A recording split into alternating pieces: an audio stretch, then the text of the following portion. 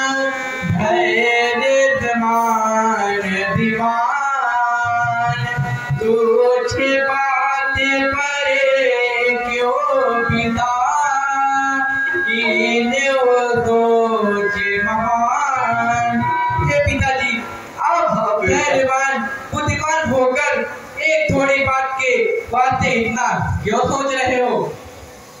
बेटा,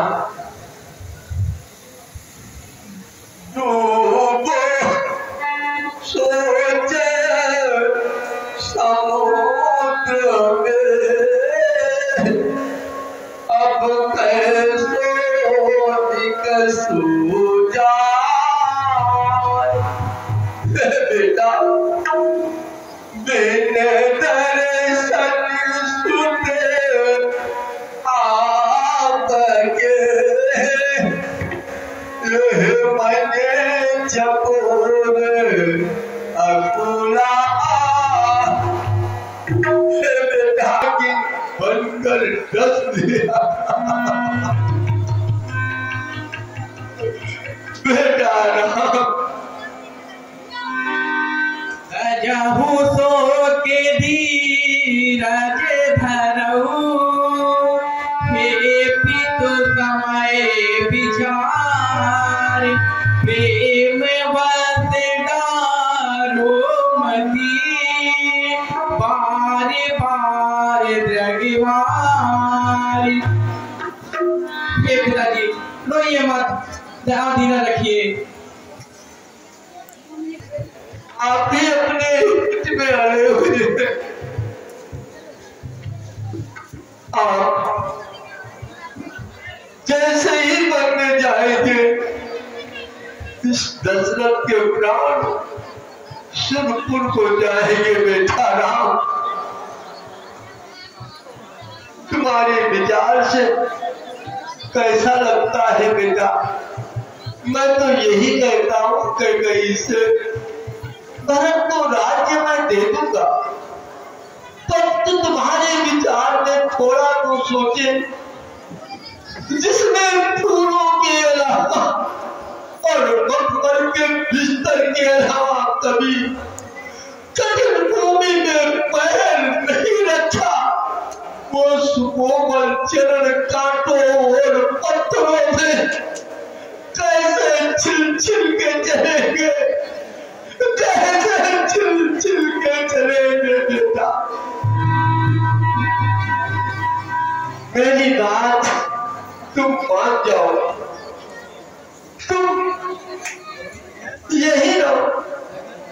मैं बुरा हो जाऊंगा तो हो जाऊंगा। बेटा, आप धैर्य रखिए, परेशान मत होइए।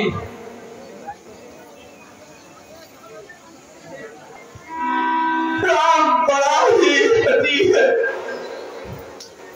कुल की मर्यादा रखने के लिए नहीं, ये सुनने वाला नहीं है। परंतु सखा, तुमको मैंने कभी मंत्री का दर्जा नहीं दिया। मित्र हमेशा भाई के जैसा होता है। तुम हमारे मित्र हो सका, इसलिए एक मशवरा देता हूं। कहिए महाराज।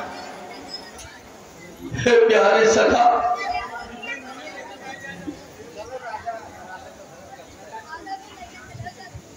तुम रामपुर और सीता को ले जाकर लक्ष्मण को भी अपने रथ में बिठा लेना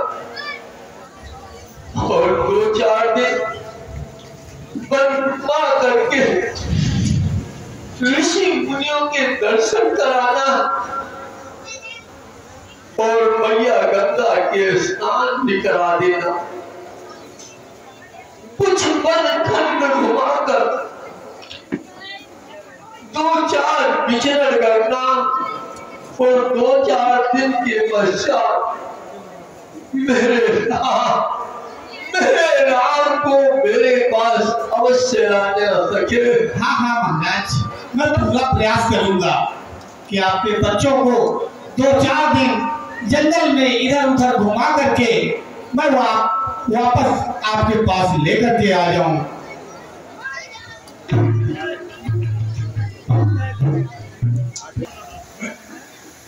मेरी पुत्रवधू, तुमने पिता का कहना नहीं मानोगी।